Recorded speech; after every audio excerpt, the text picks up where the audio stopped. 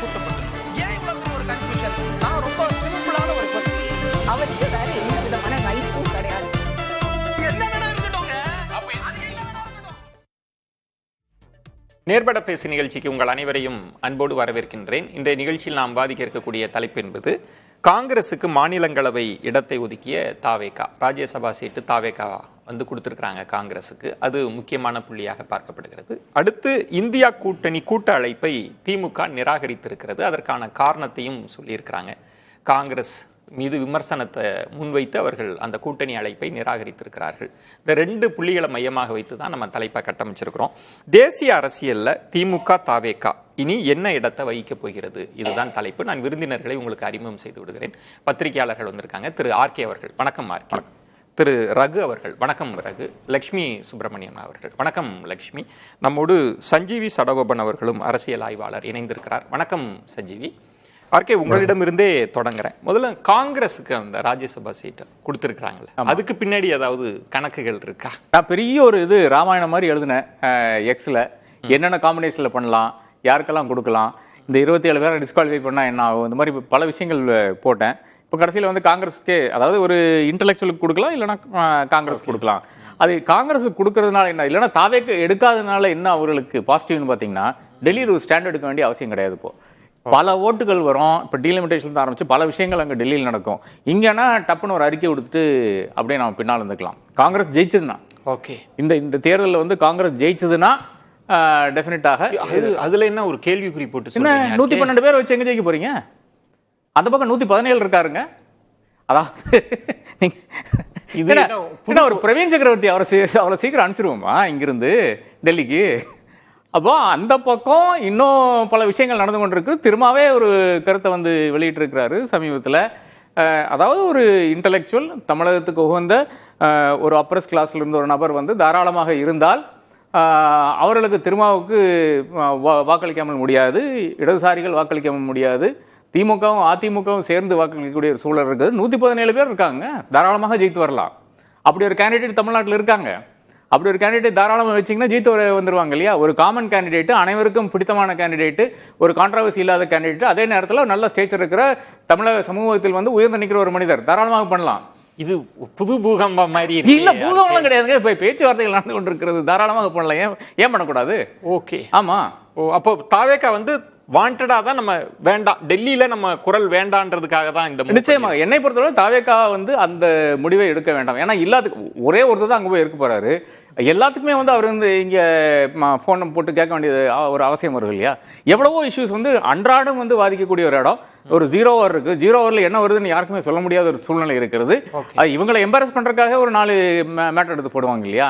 அது ஒரு பக்கம் இருக்கிறது. அப்புறம் வந்து பல விவாதங்கள் நடந்து கொண்டிருக்கிற இடம். ராஜ்யசபா என்பது தமிழ்நாடு அசம்பிளி மாதிரி கிடையாது, உங்களுக்கு கண்ட்ரோல் பண்ண முடியாது. நீங்க இப்போ வந்து ஆளுங்கட்சியா இருக்கிறீர்கள், என்ன விஷயங்கள் வந்து எடுக்கப்படும் என்று தாராளமாக கண்ட்ரோல் பண்ணலாம். உங்களுடைய ஸ்பீக்கருக்கு வந்து நீங்க தாராளமாக அவர் ஆளுங்கட்சியில சார்ந்த நபர் தானே, அவர்கிட்ட சொன்னீங்கன்னா அவர் வந்து என்ன எடுக்க வேண்டும் என்ன எடுக்க வேண்டாம்னு வச்சிருவார். அங்க பாலிசி மூலியமாக இருக்கின்ற பல விஷயங்கள் இருக்கிறது. அந்த பாலிசியில இப்ப நீட்டுன்னு எடுத்தீங்கன்னா, நீட்டை நீங்க வந்து எதிர்க்கிறீங்க. அது எந்த அடிப்படையில் எதிர்க்கிறீங்க பார்த்தீங்கன்னா, இல்ல பிள்ளைகளுக்கு வந்து இந்த இது மட்டும் போதும் அப்படின்னு. அதை தாண்டி ஒரு கிரிட்டிசம் எங்கன்னு கேட்கறான்.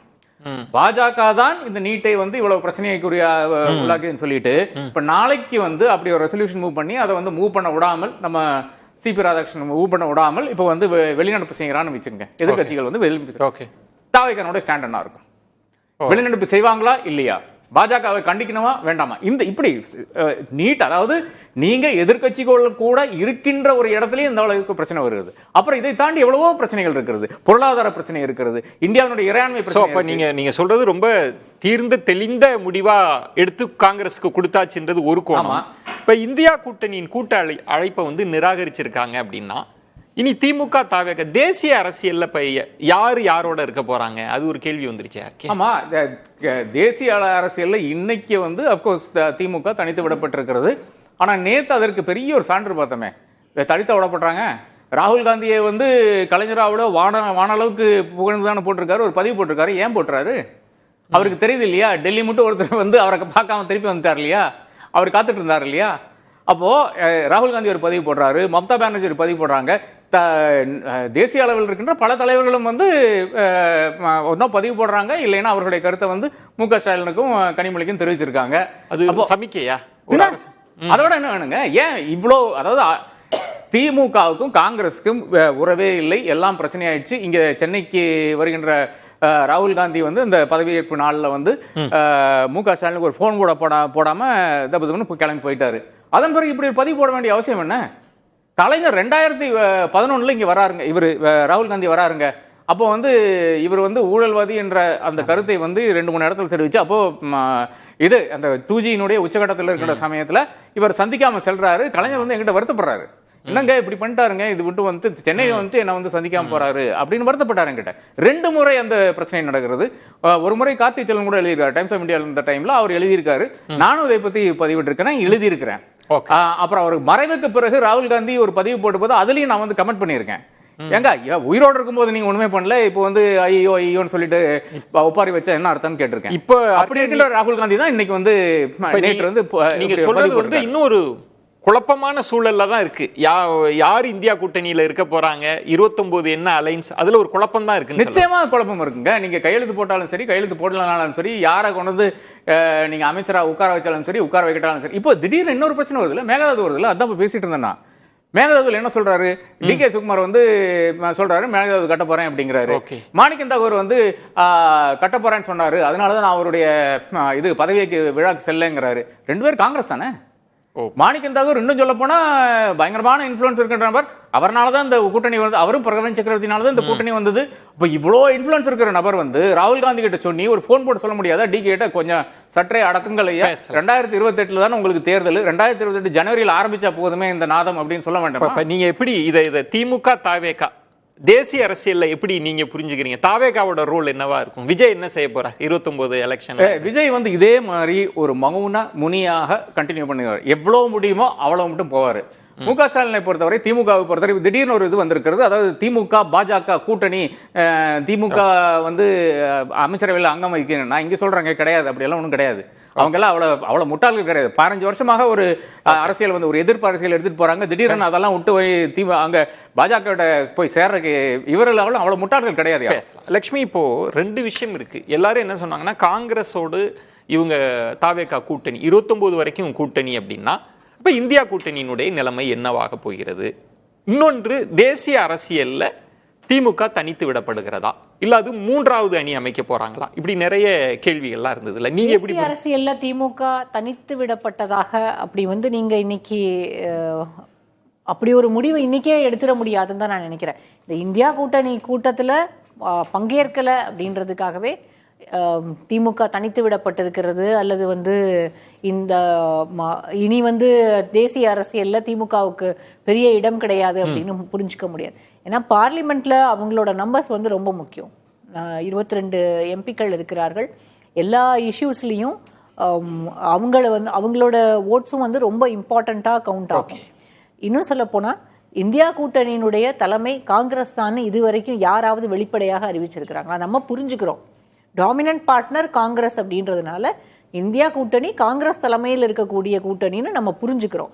ஏன்னா பிஜேபிக்கு எதிர்நிலையில நம்ம காங்கிரஸை தான் வச்சு இந்தியா முழுக்கவே பார்க்க முடியும் அப்படின்றதுனால அப்படிப்பட்ட ஒரு புரிதல் எல்லோருக்குமே இருக்கிறது. ஆனால் இந்தியா கூட்டணிக்கு காங்கிரஸ் தலைமை வகிக்கிறதுன்னு ஒரு தேர்தலையும் அல்ல ஒரு கூட்டத்திலையும் பேசினது திமுகவும் மு.க. ஸ்டாலினும் தான். அந்த ஸ்பேஸ் அவங்களுக்கு கொடுத்தது. நீங்க வந்து மமதா பானர்ஜி கூட்டத்துல எல்லாம் கலந்துக்கிட்டாங்க, டிஎம்சி கலந்துக்குச்சு இந்தியா கூட்டணியினுடைய கூட்டத்துல எல்லாம். ஆனா எந்த இடத்துலயுமே காங்கிரஸோடு பயணிக்கிறதுக்கு அவங்க தயாராக இல்லை. விமன் ரிசர்வேஷன் பில்ல யூபிஏல நடந்த அந்த யூபிஏ மீட்டிங்ல சோனியா காந்தி கொண்டு வந்த விமன் ரிசர்வேஷன் பில்லும் போது கூட டிஎம்சி ஓட்டு போடல. அப்ப நான் திமுக தான் கூட நின்னது. இதே போலதான் இந்தியா முழுக்க இருக்கக்கூடிய மற்ற கட்சிகளும். பீகார்ல தேஜஸ்வி யாதவ் இப்பவும் ஒரு நெருடலோடு தான் காங்கிரஸோடு பயணிச்சுட்டு இருக்காரு, இந்தியா கூட்டணியில இருக்கிறார். பீகார் தோல்விக்கு அப்புறம் இப்ப காங்கிரஸ் இல்ல, அதாவது காங்கிரஸ் அல்லாத கூட்டணி கரை சேராதுன்னு சொல்லி 2019 பேசினது மு.க. ஸ்டாலின். அதற்கு பிறகு காங்கிரஸ் தலைமையில் கூட்டணி அல்லது இந்தியா கூட்டணிக்கு காங்கிரஸ் தலைமை வகிக்கிறதுன்னு இந்தியா கூட்டணின்னு பேர் வந்ததே அந்த பட்னா மீட்டிங்க்கு, அதுக்கப்புறம் பாம்பேல நடந்த மீட்டிங்க்கு பிறகுதான். அந்த 2வது மீட்டிங்க்கு பிறகு மமதா பானர்ஜியும் வரல, நிதிஷ்குமாரும் வரல. உங்களுக்கு ஞாபகம் இருக்கும்னு நினைக்கிறேன். இப்போ இருக்கக்கூடிய சூழல்ல நீங்க வந்து தாவேகாவை திமுக இருக்க இடத்துல தேசிய அரசியல்ல கொண்டு போய் வச்சுட்டீங்க அப்படின்னா, தாவேகா தேசிய அளவுல இருக்கக்கூடிய எல்லா சிக்கல்களையும், நீட் எதிர்ப்பு பேசணும், அதை தாண்டி வந்து டீலிமிட்டேஷன் பேசணும், அதுக்கப்புறம் ஒன் நேஷன் ஒன் எலெக்ஷன் பேசணும், இது வரைக்கும் எதுவுமே அவங்க பேசல. இப்ப லட்சுமி, நீங்க சொல்றது ஒரு முக்கியமான இடம். இப்ப எல்லாரும் என்ன புரிஞ்சுக்கிட்டாங்கன்னா, திமுகன்ற இடத்துல தாவேகா வந்துருச்சு, மற்றபடி அதே அலைன்ஸ் தான் கண்டினியூ ஆகுது. இப்ப தேசிய அரசியலும் தாவேகா திமுக இடத்தை நிரப்பலாம்னு ஒரு கேள்வி. ஆனா நீங்க அதை மறுக்கிறீங்க. அப்படி அவ்வளவு எளிதா அந்த இடத்தை பிடிக்க முடியாது. நிரப்புறதுக்கு அதாவது நீங்க தேசிய அளவுல நீங்க ரீஜனல் பாலிடிக்ஸையும் நேஷனல் பாலிடிக்ஸையும் ஒரே அளவுகோலை வச்சு அளந்துட முடியாதுன்னு நினைக்கிறேன். ஒரே ஸ்கேல் கிடையாது ரெண்டுமே. தேசிய அளவுல பிஜேபி கிட்டத்தட்ட, அதாவது நீங்க இந்த ரீஜனல் பார்ட்டிஸ் எல்லாம் இல்லாம ஹிந்தி ஹார்ட்லேண்டும் வெஸ்ட்ல இருக்கக்கூடிய ஒரு சில மாநிலங்களையும் சேர்த்து கிட்டத்தட்ட 190 இடங்கள்ல அவங்க வந்து ரொம்ப ஸ்ட்ராங்காவே இருக்காங்க. அப்ப அந்த இடங்கள்ல அவங்களை எதிர்த்து போட்டியிடக்கூடிய அளவுக்கு காங்கிரஸ் பலமாக இருக்கிறது. அங்க இருந்து எல்லா சீட்ஸையும் அவங்க எடுத்துட்டு வந்துடுறாங்க. அதுக்கு அதாவது எலக்ட்ரோலா பிஜேபி எவ்வளவு ஸ்ட்ராங்கா இருக்காங்களோ அந்த அளவு காங்கிரஸ் ஸ்ட்ராங்கா இல்ல. காங்கிரஸுக்கு வந்து இந்த ரீஜனல் பார்ட்டிஸோட ஸ்ட்ரென்த் வந்து ரொம்ப முக்கியமா இருந்தது. தாவேகா அந்த ரீஜனல் பார்ட்டி கொடுக்கக்கூடிய அந்த ஸ்ட்ரென்த்தை வந்து கொடுத்துருவாங்களா அப்படின்னா அது அடுத்த எலெக்ஷன்ல தான் நமக்கு தெரியும். ஆனா காங்கிரஸ்ல முடிவு செய்ய முடியாது. நீங்க முக்கியமான கேள்விகளை எழுப்புறீங்க. ஆர்கே அவர்களும் அதான் சொன்னாங்க. ஆனா ராகுல் வந்து தெளிந்த முடிவா தானே அதை நோக்கி தானே அவர் நகர்ந்து தாவேகாவோடு விஜய் அவர்களோடு கரம் பிடிச்சாரு. தெளிந்த முடிவாக தான் அப்படின்னா அது இமீடியட்டா வந்து நாங்க அந்த 5 எம்எல்ஏவை வச்சு அவங்க செய்த ஆட்டம், அந்த சப்போர்ட் கொடுக்கறதுக்கு பிறகு கொடுத்த அப்புறம் அன்கண்டிஷனல் சப்போர்ட்னு சொல்றாங்க. அதுக்கப்புறம் அடுத்தடுத்த தேர்தல்கள்ல கூடவே நாங்க பயணிக்க போறோம்ன்றதையும் சொல்லிட்டாங்க. அப்போ கூட்டணியில இல்ல, இந்த கூட்டணியில திமுகவோடு இருக்கக்கூடிய தமிழ்நாட்டில் இருக்கக்கூடிய கூட்டணியில நாங்க இல்லைன்னு தான் சொல்றாங்க. ஆனால் நேற்றைக்கு கிரீஷ் சோடங்கர் வந்து பேசும்போது கூட என்ன சொல்லிட்டு போறார், திமுகவோடு நாங்க நல்ல உறவில் தான் இருக்கிறோம், இன்னும் அதுல எந்த மாற்றமும் இல்லை. நேற்றைக்கு பேசினாரு சொல்றார். அப்போ காங்கிரசுக்கு தேசிய அளவில் அல்லது நாடாளுமன்றத்துக்குள்ளாக பிஜேபியை எதிர்ப்பதற்கு பலம் தேவைப்படுகிறது. ஏன்னா திமுக ஆரம்பத்திலேயே என்ன சொல்லிட்டாங்க, கனிமொழி ஒரு லெட்டர் எழுதுறாங்க, ஓம் பிர்லாக்கு எங்களை தனியா உட்கார வச்சிருங்கன்னு. அப்ப சீட்டிங் அரேஞ்ச்மெண்ட்ஸ் எல்லாமே இப்ப மாறிட போகுது. போன கூட்டத்துல கூட டிஎம்சி அதாவது திரிணாமுல் காங்கிரஸ் அவங்க கூட நிக்கல நிறைய இஷ்யூஸ்ல. இப்போ திமுகவும் காங்கிரஸோடு நிற்கல அப்படின்னா காங்கிரஸுக்கு தான் பலம் குறையும். நீங்க வந்து அடுத்த தேர்தலை போட்டியிடும் போது பிஜேபியை எதிர்ப்பதற்கான முழு பலமும் காங்கிரஸ்க்கு ரீஜனல் பார்ட்டிஸ் கிட்ட இருந்து கிடைக்க போறது இல்ல, இப்போதைக்கு கிடைக்காது. நீங்க வந்து எலக்ட்ரலா அடுத்தது என்னங்கிறது பாக்குறதுக்கு முன்னால இன்னைக்கு பிஜேபி வேண்டியதெல்லாம் செயல்படுத்துவதற்கு எதிர்க்கணும் அப்படின்னா காங்கிரஸ்க்கு முழு பலம் எங்க இருந்து கிடைக்க போகுது, இந்த ரீஜனல் பார்ட்டிஸ் கிட்ட இருந்து தான் கிடைக்க போகுது.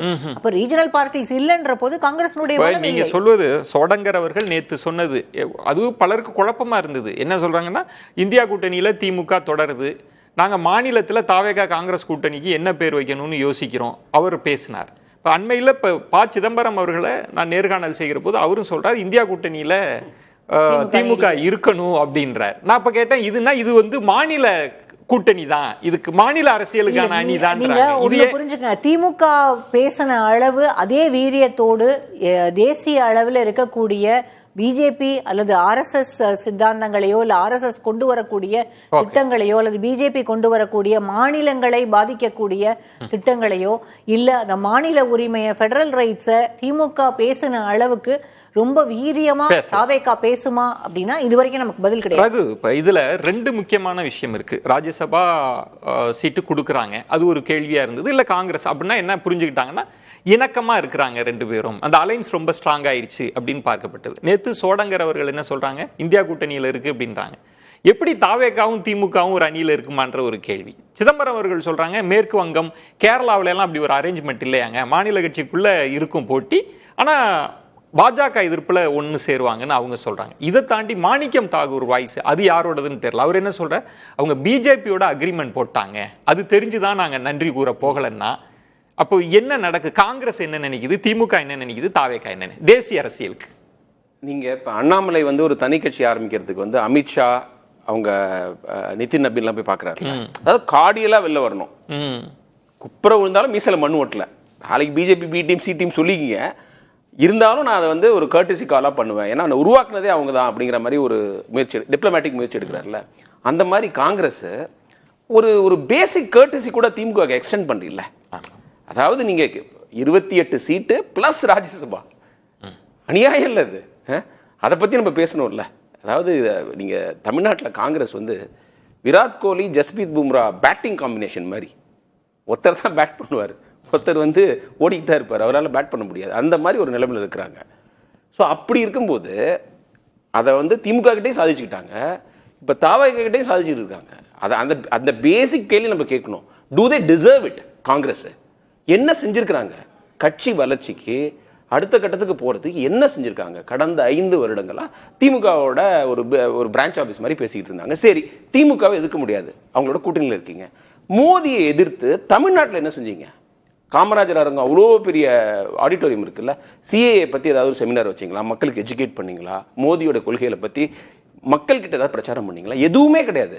அவங்க எப்போ ஒரு கட்சி நம்மளுக்கு ஞாபகம் வரும்னா, எலெக்ஷன் அனௌன்ஸ் பண்ண உடனே எங்களுக்கு அவ்வளோ சீட்டு வேணும், ஆட்சியில் பங்கு வேணும், அப்புறம் ராஜ்யசபா சீட்டு வேணும். எதுக்குங்க கொடுக்கணும்?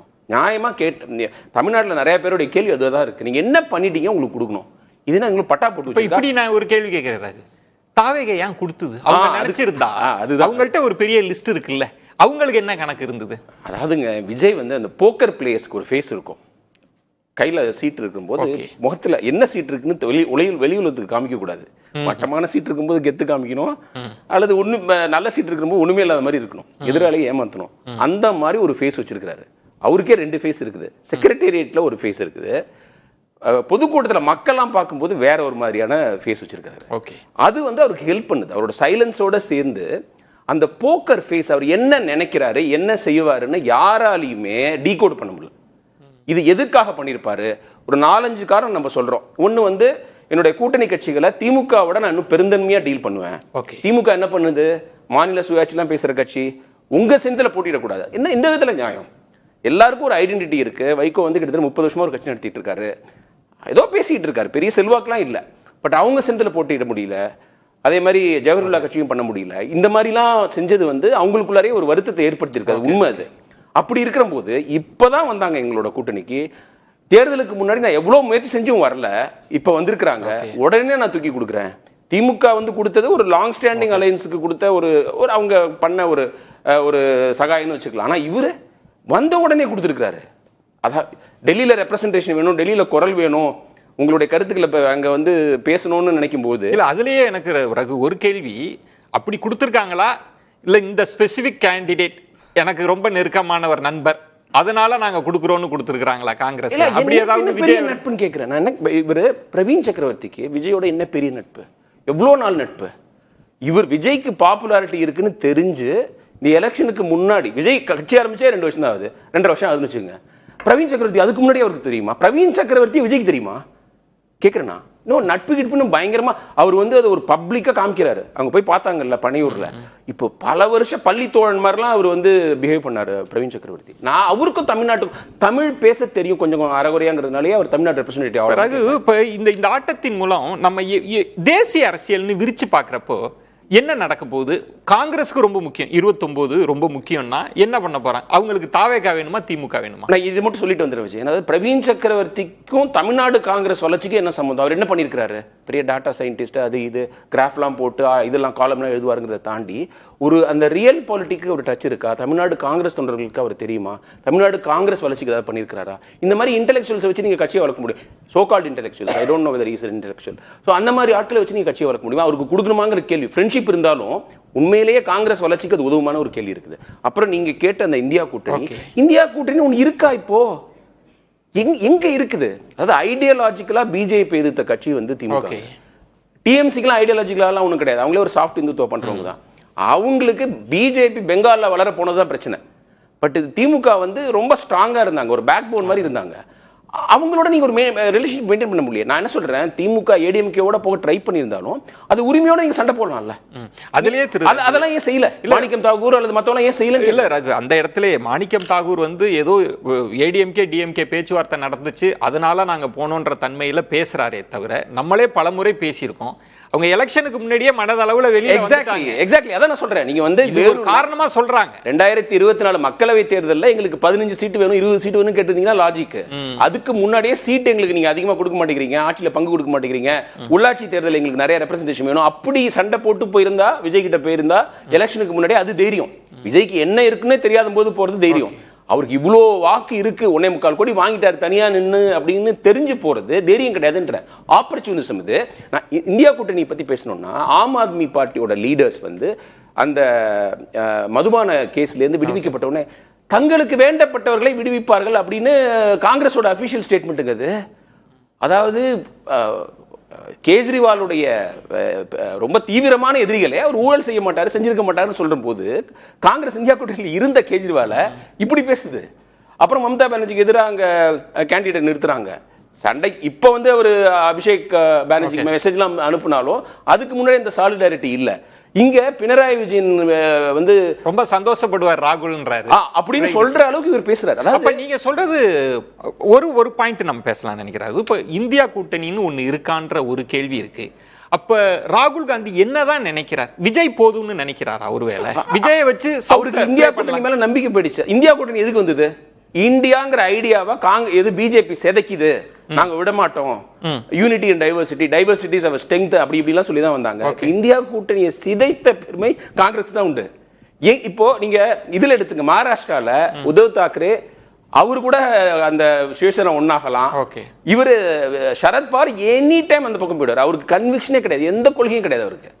அவருக்கு ஒரு இன்ஃப்ளூயன்ஸ் வேணும், அவருக்கு மேல எந்த இன்வெஸ்டிகேஷன் வந்துடக்கூடாதுன்னு அவரெல்லாம் நீங்க வந்து நம்பி ஒரு இந்தியா கூட்டணி ஆள வச்சிருப்பீங்க. அப்போ ரகு நீங்க சொல்ற இடம்ன்றது காங்கிரஸ் வாண்டடா திரு ராகுல் காந்தி அவர்களினுடைய நடவடிக்கை பார்க்கறப்ப அவர் தான் திமுக விட்டு விலகி போற தன்மை இருந்ததுல. இப்ப தெளிவா அவங்க விலகணும்னு முடிவு எடுத்து தான் போனாங்களா?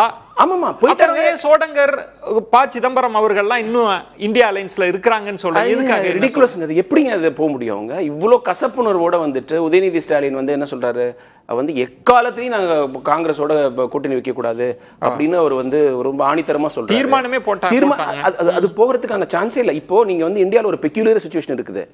ரீஜனல் பார்ட்டிஸ் வந்து பிஜேபியை வலுவா எதுக்குறாங்க. பிஜேபி வர்சஸ் காங்கிரஸ்ல பிஜேபிக்கு ஈஸியா இருக்குது. ஆனா அந்த ரீஜனல் பார்ட்டிஸை ஒருங்கிணைக்கிற ஒரு அந்த திட்டம் வந்து காங்கிரஸ் கிட்ட இல்ல. காங்கிரஸ் மேலேயே அவங்களுக்கு நம்பிக்கை இல்லாம இருக்கிறாங்க. நீங்க இப்போ தேஜஸ்வியும் இவ அகிலேஷும் எடுத்துங்க. அவங்க இப்ப தேஜஸ்வி வந்து ரொம்ப டவுன் ஆயிடுவாரு. இன்னும் 5 வருஷம் அவர் எதிர்கட்சியா இருக்கணும் பீகார்ல. அகிலேஷுக்கு அடுத்த வருஷம் எலெக்ஷன்ல அவர் ஜெயிக்கணும். 2029 ராகுல் வரணுங்கிறது ஒரு முக்கியம் கிடையாது. ராகுல் வந்துட்டா காங்கிரஸ் வந்து யூபியில வளரும், அது அவருக்கு பிரச்சனை. மம்தா வந்து காங்கிரஸ் ஒண்ணுமே இருந்தா கூட வெஸ்ட் பெங்கால்ல ஏன் காங்கிரஸ் இடம் கொடுக்க மாட்டேங்கிறாங்க? ஆதிர் ரஞ்சன் சௌத்ரி ஏன் தோக்கடிச்சாங்க? காங்கிரஸ்க்குலாம் கொஞ்சம் பேஸ் இருக்குது.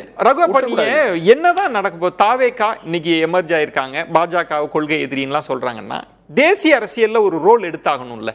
திமுகவோ என்ன பண்ண போறாங்க? தாவேக்கா ஒரு டிஃபரெண்டா செய்வாங்க, நம்ம என்னன்னு எதிரே பார்க்க முடியாது. இப்ப வந்து சதீஷனோட ஸ்வேரிங்கனுக்கு போல, டிகே சிவகுமார் கூப்பிட்டாங்களான்னு தெரியல, பினராயி விஜயன் வீட்டு ரைடுக்கு பேசல, நீங்க வந்து இந்த இது வந்து பேப்பர் வேல்யூவேஷன் உள்ள பிரச்சனை சிபிஎஸ்இ அதை பத்தி பேசல, நீட் பேப்பர் லீக் பத்தி பேசல. இதெல்லாம் பிரessing இஷ்யூஸ், மாணவர்களை பாதிக்கிற இஷ்யூ. மாணவர்களுக்கு பரிசுலாம் கொடுக்குறாருல விஜய், இதெல்லாம் அவருடைய வாழ்வை பாதிக்கக்கூடிய விஷயம்.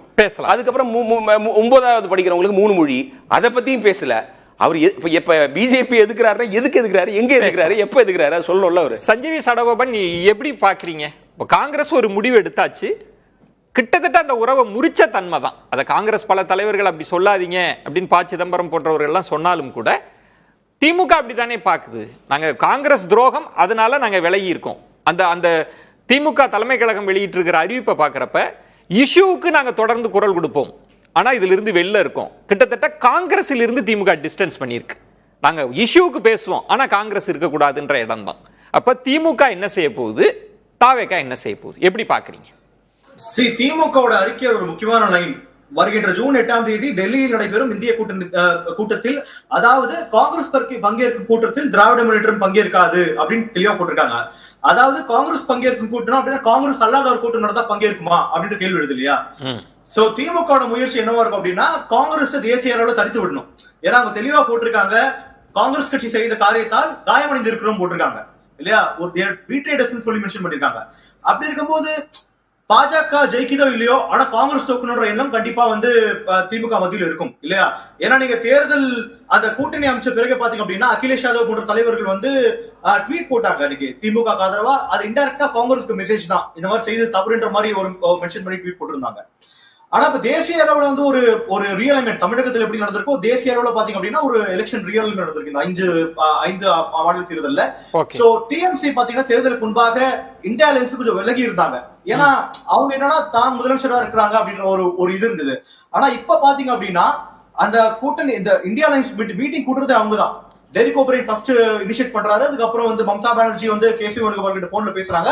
அது பிறகு மீண்டும் இந்த நாளைக்கு இந்த மீட்டிங் நடக்க போகுது. ஏன்னா அவங்களுக்கு அந்த ஆபத்து ஒரு பக்கம் பாத்தீங்க அப்படின்னா நேற்று அவங்களுடைய அசம்பிளியில பாத்தீங்கன்னா அசம்பிளியோடைய அப்போசிஷன் லீடர் மாத்துறாங்க.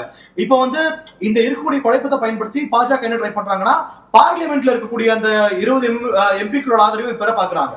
சோ இந்த மாதிரி குழப்பமான சூழல்ல அவங்களுக்கு வேற வழி கிடையாதுன்றதுனால அவங்க இப்போ ஏன்னா அவங்க டைரக்டா பிஜேபியில பாதிக்கப்பட்டு இருக்காங்க. அங்க இப்ப திமுக அந்த சூழல் கிடையாது. ரெண்டாவது இதுல எனக்கு சஞ்சீவ் இப்ப ரெண்டு விஷயம் இருக்குல்ல. திமுக இதற்கு முன்பு ஒரு பாத்திரத்தை வகித்தது. இந்தியா கூட்டணி அது உறுதிப்பாடோடு இருக்கணும்ன்ற ஸ்டாண்ட் எடுத்தாங்க.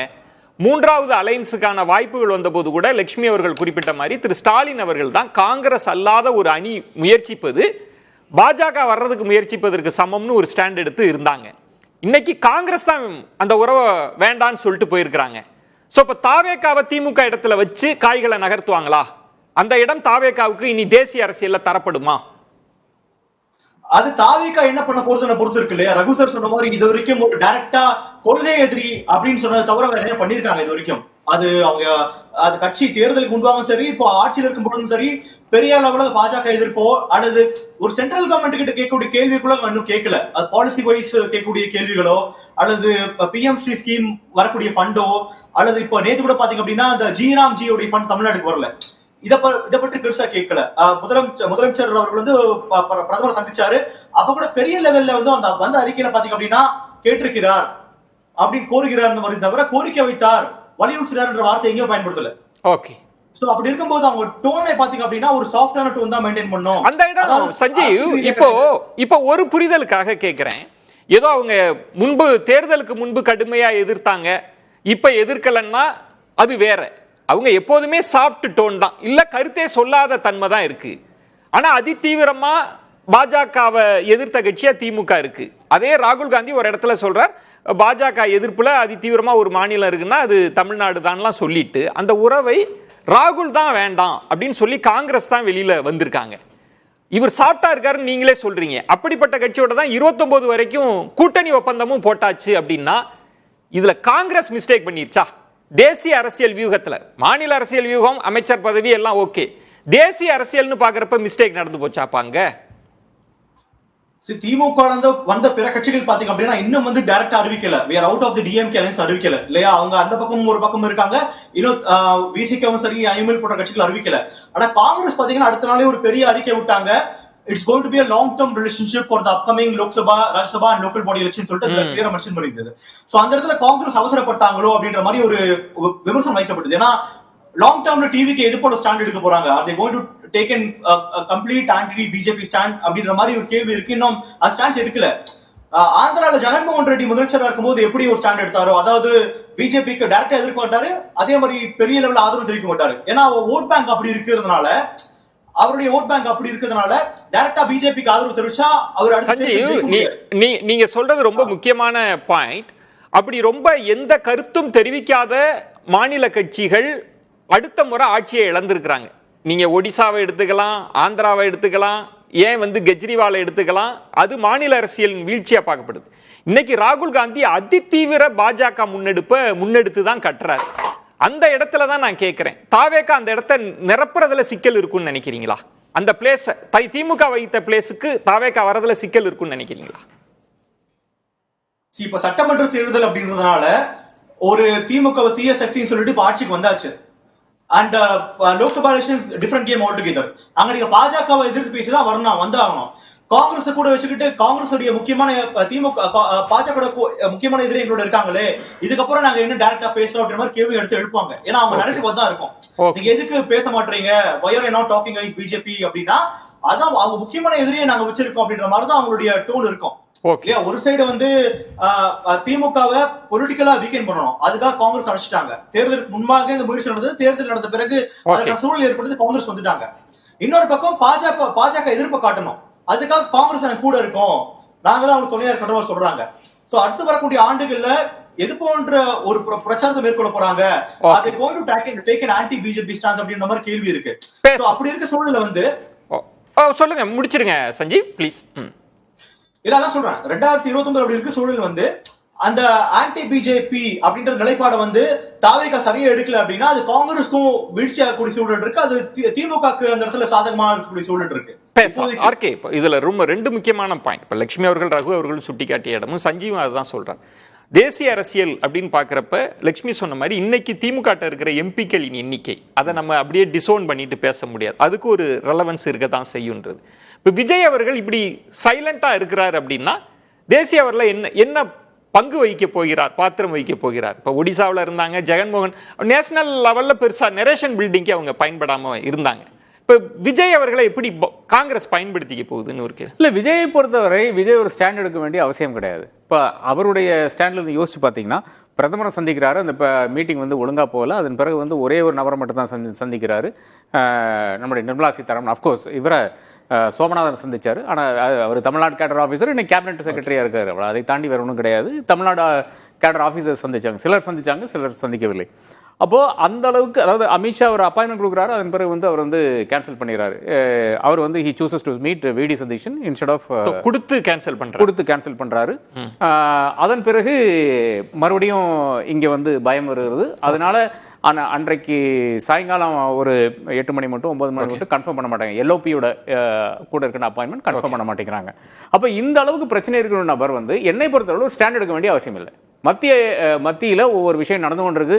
ஏதோ ஒரு அறிக்கை, நீட்டு ஒரு அறிக்கை, சிபிஎஸ் பத்தி கூட ஒரு அறிக்கை வரலாம். இப்ப நாளைக்கு கேபினெட் நடக்குது, மேபி ஆஃப்டர் தட் வரலாம். ஆனால் அதை தாண்டி ஒரு ஸ்டாண்ட் எடுக்க வேண்டிய அவசியம் வந்து தாவேகாவுக்கு கிடையாது, அது செய்யாது.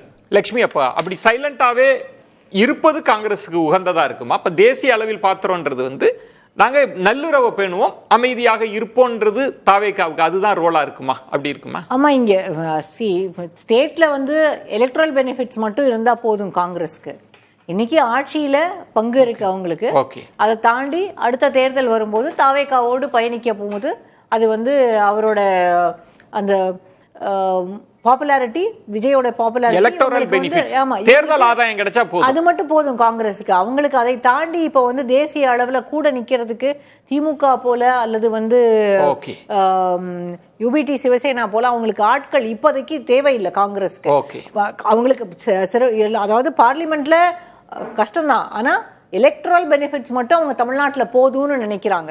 ரகு, அப்போ லட்சுமி சொல்ற பாயிண்ட்ல இருந்து பலருமே என்ன சொன்னாங்கன்னா, இன்னைக்கு விஜய் அவர்கள் இருக்கிறாங்கன்னா தென் மாநிலங்கள்ல, அது புதுச்சேரியா இருக்கலாம், கேரளா இருக்கலாம், ஆந்திராவில் கூட தாக்கம் இருக்குன்னு, இன்னும் சில பேர்லாம் ஆங்கில ஊடகங்கள் விஜய் தலைப்பெடுத்து வாதிக்கிறத பார்த்தா நார்த்ல கூட விஜய் அவர்களுக்கு செல்வாக்கு இருக்குன்னு பேசுற தன்மையை பார்க்கிறோம். ஒருவேளை அந்த அதுக்காக எலக்டோரல் பெனிஃபிட்டுக்காக பயன்படுத்தி நார்த்ல வெறும் விஜய் தளபதி விஜய்னு சேர்த்து சொல்றாங்க. அதை வச்சுக்கலாம்னு நினைக்கிறாங்களா? விஜய் தளபதி அப்படிங்கிறாங்க, நினைக்கிறேன். விஷயமா இருக்கு, ஸ்ரீலங்காலையும் இருக்கு.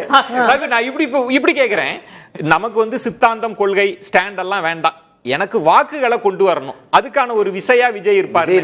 விஜய் சார், விஜய்ங்கிறதுக்கு சொன்னா சந்தோஷம் தானே உங்களுக்கு, இல்லையா?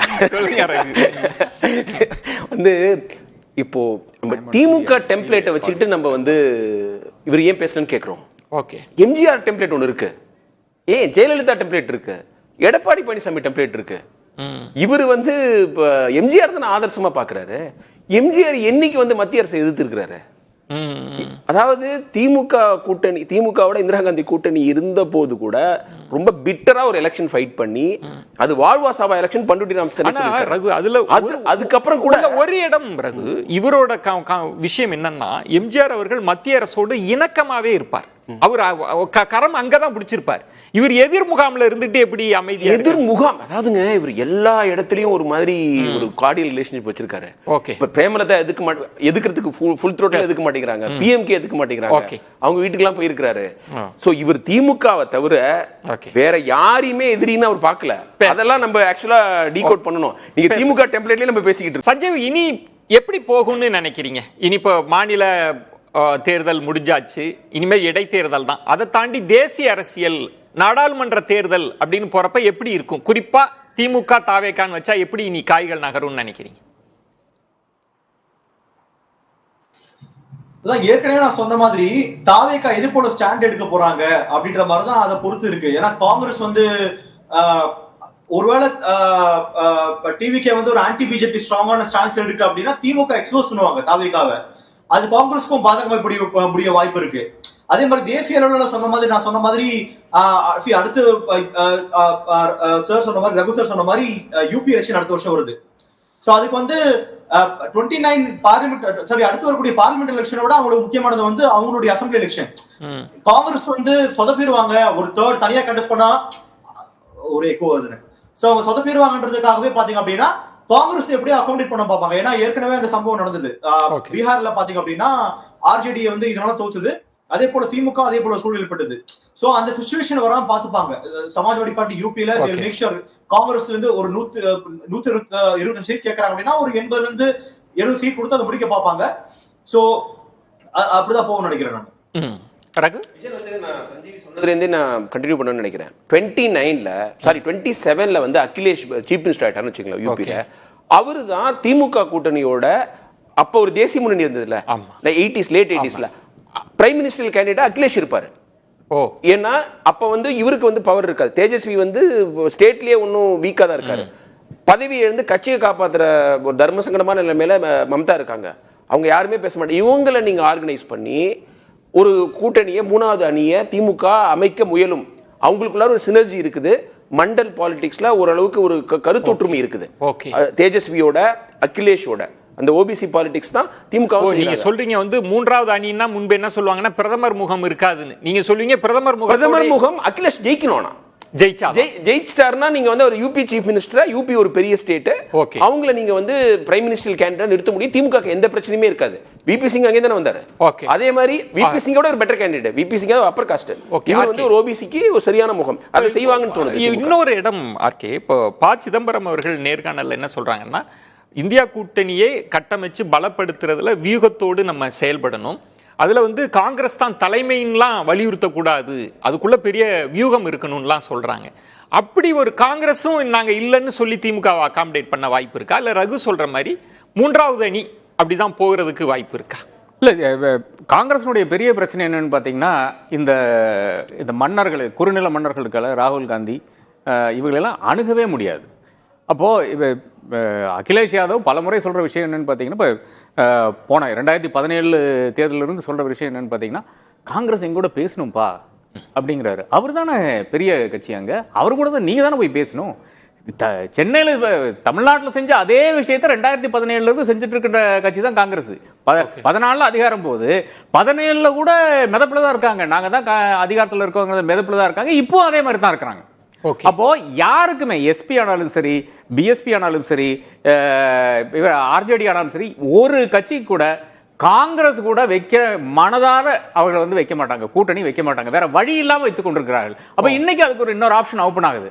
காங்கிரஸ் இல்லாம ஒரு கூட்டணி வரலாம், இவங்க தாவேக்கா வச்சிருக்காங்க, வச்சுட்டு போட்டோம், பாக்கி இருக்கின்ற கட்சிகள் எல்லாம் நம்ம சேரலாம் அப்படின்னு ஒரு இது கூட வரலாம். லட்சுமி, அப்ப அந்த ஆப்ஷன் இருக்கா? இப்ப திமுக வந்து காங்கிரஸ் அல்லாத அணியை கட்டமைக்கிறத நோக்கி நகருவாங்க. அதற்கான வாய்ப்புகள் 100% இருக்குன்னு தான் நான் நினைக்கிறேன். ஒரு தேர்ட் ஃப்ரண்ட்டை உருவாக்குறதுக்கான வாய்ப்புகள் இருக்கு. ஏன்னா நான் ஆரம்பத்தில் உங்களுக்கு அதுதான் சொன்னேன், பிஜேபியை எதிர்ப்பதற்கு காங்கிரஸ், அதாவது பிஜேபி காங்கிரஸ் அப்படின்றது தான் எலக்ட்ரல் பேட்டிலே.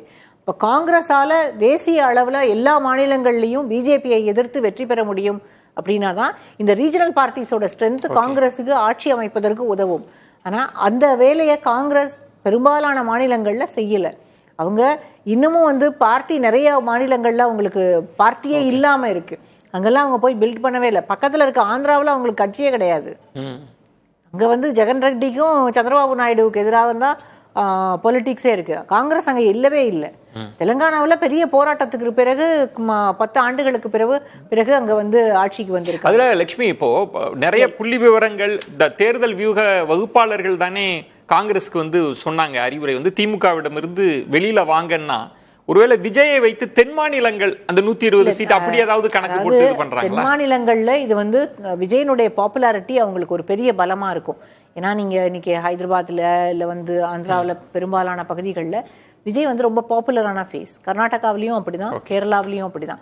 கேரளாவில் அஃப்கோர்ஸ் காங்கிரஸுக்கு டிவிகேவோட ஸ்ட்ரென்த் ரொம்ப பெருசா தேவைப்படாதுன்னு வச்சுக்கோங்க. பட் சவுத்துல இருந்து தாண்டி கொஞ்சம் எக்ஸ்டெண்டடா வெஸ்ட் வரைக்கும், மகாராஷ்டிரா வரைக்கும் இதுக்கு வந்து இதை வந்து பயன்படுத்தி கொள்ள முடியும் அப்படின்னு காங்கிரஸ் நினைக்குது. சவுத்துல என் பிளாக்கா விஜயனுடைய பாப்புலாரிட்டியை யூஸ் பண்ணி ஓரளவு வாக்குகளை பெற முடியும். அதை தாண்டி சீட்ஸும் ஜெயிக்க முடியும்னு நினைக்கிறாங்க. ஆனா தேர்ட் நார்த்ல எல்லாம் அது வந்து சாத்தியமே இல்ல. லட்சுமி, இப்ப 3வது அணினாலே அது பாஜகவுக்கு அட்வான்டேஜா மாறிராதா? நீங்க 3வது அணின்னு தேர்ட் ஃப்ரண்ட் வந்து பாஜகவுக்கு அட்வான்டேஜா மாறுறதுக்கான வாய்ப்புகள் அதிகம் இருக்கிறது. ஆனா இங்க இது என்ன ஆகும் அப்படின்னா, தேர்ட் ஃப்ரண்ட்டுக்கு வந்து ஒரு பெரிய லீவரேஜ் கிடைக்கும். இப்போ அந்த எலக்ட்ரலா இவங்க வந்து காங்கிரஸ் வந்து தாவேகாவோட எப்படி பார்கெயின் பண்ணாங்களோ அதே போல தேர்ட் ஃப்ரண்ட் யார் ஆட்சி அமைக்கிறாங்களோ அவங்களோட பார்கெயின் பண்றதுக்கான பெரிய லீவரேஜ் அவங்களுக்கு கிடைக்கும். இன்னொரு கேள்வி, ஒருவேளை தேர்ட் ஃப்ரண்ட், எனக்கு ஒரே ஒரு கருத்து ஏனென்றால் இப்போ தேர்ட் ஃப்ரண்ட்ல யார் வர்றான்னு பார்த்தீங்கன்னா, அதாவது மாநிலங்கள் இருக்கின்ற முதன்மை கட்சிகள் தான் வர்றாங்க. ஒரு எஸ்பி வருது, ஒரு ஆர்ஜேடி வருது, ஒரு திமுக வருது. திமுக இன்னைக்கு 2வது கட்சியோட எடுத்துக்கலாம். அப்போ ஒவ்வொரு மாநிலத்தில் இருக்கு. அட்லீஸ்ட் இவங்க வந்தாங்கன்னா என்சிபி கூட வந்திருக்காங்க, மம்தா கூட வரலாம், மம்தா தாராளமாக வரலாம். அப்போ அந்த முதன்மை கட்சிகள் வரும்போது வந்து காங்கிரஸ் வந்து ஒரு பலவீனமான போர்ஸா போகும். ஒடிசாவில இருந்து பிஜு பட்நாயக் வரலாம், இங்க இருந்து ஜெகன்மோகன் ரெட்டி வரலாம்.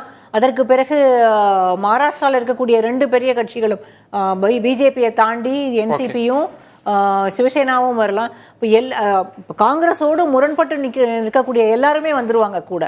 இப்போ தேர்ட் ஃப்ரண்ட் வந்து ஒரு பெரிய பலம் பொருந்தியதாக தேசிய அளவில் மாறுவதற்கான வாய்ப்புகள். பலம் பொருந்தி அவங்க நல்லா பெர்ஃபார்ம் பண்ணிட்டாங்கன்னு வச்சுக்கல. காங்கிரஸ் வந்து ஒரு டெலியூஷன்ல இருந்து வெளில வரணும். அவங்க சண்டை செய்ய வேண்டிய இடம் பிஜேபியோட 1-on-1 உள்ள ஸ்டேட்ஸ், இந்தி ஸ்பீக்கிங் ஸ்டேட்ஸ்ல ஃபோக்கஸோட அவங்க ஃபைட் பண்ணணும். நீங்க வந்து குஜராத், மத்திய பிரதேஷ், ராஜஸ்தான், சத்தீஸ்கர்லாம் அதுல சைசபிள் நம்பர் வாங்கினாங்கன்னா அஃப்கோர்ஸ் எலெக்ஷனுக்கு அப்புறம் தேர்ட் ஃப்ரண்டோட அவங்க அலைன் பண்ணிக்கலாம். அதை தான் செய்யணும். அவங்க வந்து ரீஜனல் பார்ட்டிஸ் பலமா உள்ள இடத்துல போயிட்டு வீணா கம்பு சுத்துறதை விட்டுட்டு ஹிந்தி பேசும் மாநிலங்கள்ல தங்களுடைய கவனத்தை திருப்பணும். சஞ்சய், இப்போ இன்னொன்று நம்ம இங்கு பேசுகிறப்ப திமுக தனித்து விடப்படுகிறதா, தேசிய அரசியல்ல திமுக தனித்து விடப்பட்டதா அப்படின்னு நம்ம இன்னொரு இந்தியா அலைன்ஸ்ன்ற ஒரு புள்ளியை வச்சு அந்த கோணத்திலிருந்து பார்க்கிறோம். நான் லட்சுமி ஆர்கே அவர்கள் சொல்ற பாயிண்ட், ரகு அவர்கள் சொல்றது, இது வேற மாதிரி நகர்ந்தால் தேசிய அரசியல்ல காங்கிரஸ் தனித்து விடப்படுறதுக்கான வாய்ப்பு இருக்குன்றாங்களே. அப்படி ஒரு அபாயம் காங்கிரஸ்க்கு இருக்கா? அதற்கான வாய்ப்புகள் இருக்கு. ஏன்னா காங்கிரஸ்குள்ளேயே 2 ஸ்கூல் ஆஃப் தாட்ஸ் இருக்கு. இப்போ பழைய சிஎம்ஆ இருக்கக்கூடிய நபர்கள் அசோக் கெலோட், பூபேஷ் பகேல், இந்த மாதிரி ஆட்களுடைய தாட்ஸ் அப்படின்னா நம்ம ரீஜனல் பார்ட்டிஸோட அனுசரிச்சு போகணும் அப்படின்ற மாதிரி ஒரு தாட் ஃபீல் பண்றாங்க. ஆனா இப்போ ஜெய் ஜகத் குரூப் அப்படின்னு ஒரு காங்கிரஸ்ல புதுசா குரூப் இருக்கு. அதாவது இப்ப வரக்கூடிய யங் லீடர்ஸ் இருக்காங்க இல்லையா. இப்போ ஃபார் எக்ஸாம்பிள் கிரீஷ் சோடன்கர் அந்த ஜெய் ஜகத் குரூப்பை சேர்ந்தவர். அது அபிஷியலா அந்த மாதிரி குரூப் கிடையாது, பட் அந்த மாதிரி அழைக்கப்படுறாங்க ஜெய் ஜகத் குரூப் அப்படின்னு. அதே மாதிரி இந்த பீகார்ல வந்து இன்சார்ஜா அந்த கிருஷ்ணா லால் இவங்கள டைரக்டா ஹேண்ட் பிக் பை ராகுல் காந்தி. சோ இவங்களுக்குள்ள என்ன தாட் அப்படின்னா, ரீஜனல் பார்ட்டிஸை பினிஷ் பண்ணாதான் காங்கிரஸ் வந்து ரெலவன்ஸ் கிடைக்கும் அப்படின்ற மாதிரி ஒரு தாட் அவங்களுக்குள்ள இருக்கு. சோ அதனாலதான் இருக்கக்கூடிய ரெண்டாவது செக்ஷன் அவங்களோட கைட்லைன்ஸ் படி தான் காங்கிரஸ் பயணிக்கிற மாதிரி தெரியுது. ரீஜனல் பிளேயர்ஸ் எல்லாம் தட்டினாதான் நம்ம வளர முடியும்னு அந்த பாதையை தேர்ந்தெடுத்தாங்களோ? இல்ல சொல்றா தேர்ந்தெடுத்தாங்களா இல்லையா சரியா தெரியல இல்லையா. பிரேக் எடுத்துட்டு பேசலாம். நிறைவு சுற்று ஆர்கே எல்லாம் ஒவ்வொரு வரியில பதில் சொல்லலாம். திமுக தாவேகா தேசிய அரசியல் எப்படி போகும்? இல்ல திமுகவுக்கு அங்க 22 பேர் இருக்காங்க. அவங்க வந்து என்ன அப்போ ராஜ்யசபா ஆள் இருக்காங்க, ஒரு பிரச்சனையும் கிடையாது. அவர்களுடைய அரசியல் பாத்தீங்கன்னா காங்கிரஸுக்கு எதிரான ஒரு அரசியல் எல்லாம் இருக்காது. காங்கிரஸை ஒட்டி இருக்கின்ற அரசியல் தான் இருக்கும். ஆனா காங்கிரஸோட இணைந்து இருக்கின்ற அரசியல் இருக்காது. திமுக வந்து கேஜ்ரிவால் பிரைம் மினிஸ்டர் கேண்டிடேட்டா நிறுத்த கூட தயங்காது. நான் அகிலேஷ் பத்தி பேசினேன். 2027 பஞ்சாப்ல ஆம் ஆத்மி பார்ட்டி ஜெயிச்சதுன்னா அவங்களுக்கும் எஸ்பிக்குலாம் பிரச்சனை கிடையாது. ஏன்னா அவங்க இருக்கிறது காங்கிரஸ் இருக்கிற ஸ்டேட்ல. அது கூட ஒரு ஆப்ஷன். தேர்ட் ஃப்ரண்ட்ல கேஜ்ரிவாலும் வரலாம். லட்சுமி, நீங்க திமுக தாவேகா ரோலை பத்தி தாவேகா இப்போ வந்து தேசிய அரசியல்ல இருக்கக்கூடிய எந்த சூழலை பத்தியோ இல்ல எந்த இஷ்யூ பத்தியும் எதுவுமே பேச மாட்டாங்க. அவங்களுக்கு அது தேவையும் இல்ல. விஜய் அதை பேசாம இருந்தா கூட மக்கள் வந்து பரவாயில்லன்னு தான் சொல்லுவாங்க. சஞ்சய், நீங்க எப்படி பாக்குறீங்க? இல்ல தாவேக்கா அடுத்து எடுக்க போற ஒரு பாஜக மேல நிலைப்பாடு அதுதான் தீர்மானிக்க போகுது 2029 தேர்தல் நான் பாக்குறேன். அதுதான் காங்கிரஸுடைய இறுதி முடிவும் தீர்மானிக்கும். எடுத்த முடிவு சரியா தவறா அப்படின்றது முடிவு பண்ணும். பொறுத்திருந்து பார்க்கலாம். விருந்தினர்களுக்கு நெஞ்சம் நிறைந்த நன்றிகளை தெரிவித்துக் கொள்கிறேன். மற்றொரு தலைப்புல சந்திக்கிறேன். நன்றி, வணக்கம். அது கண்டிப்பா ஏற்றுக்கொள்ள முடியாது. பிரதான கூட்டத்தில் கூட்டப்பட்டது